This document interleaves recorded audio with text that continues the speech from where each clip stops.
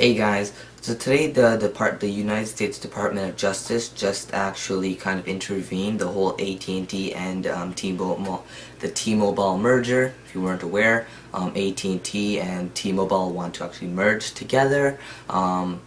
Basically, if you don't know what the Department of Justice is, they actually don't actually do a lot of stuff with whole merger deals and everything.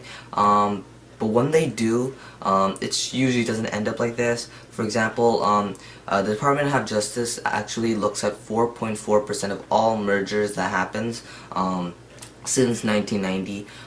From those 4.4%, only 0.3% actually get a lawsuit from the Department of Justice saying this merger is not good and it intervenes with antitrust stuff, you know, like normal antitrust kind of competitive market. But basically, the Department of Justice actually filed a lawsuit against AT&T and T-Mobile right after they said that after they told AT&T and T-Mobile that they want more information.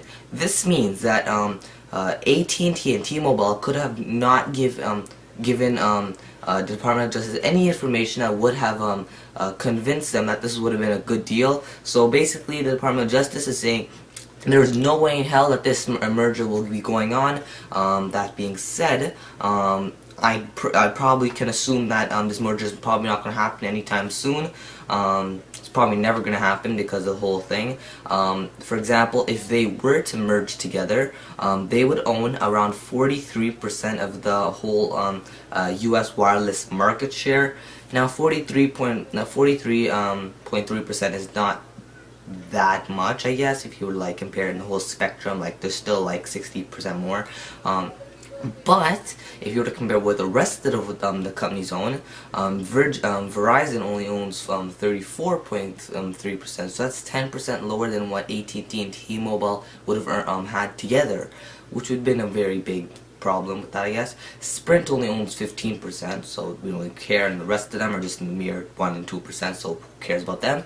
So that would mean that T-Mobile and AT&T would have created a big problem for Verizon, and probably Sprint, more likely for Sprint than Verizon, because Verizon already owned 34%, so that's pretty decent.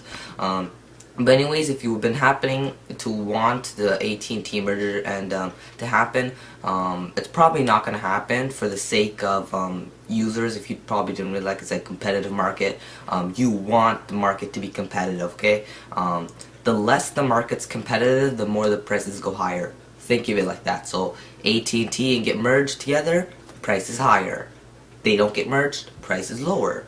That's how it is. So anyways, comment, rate, and subscribe.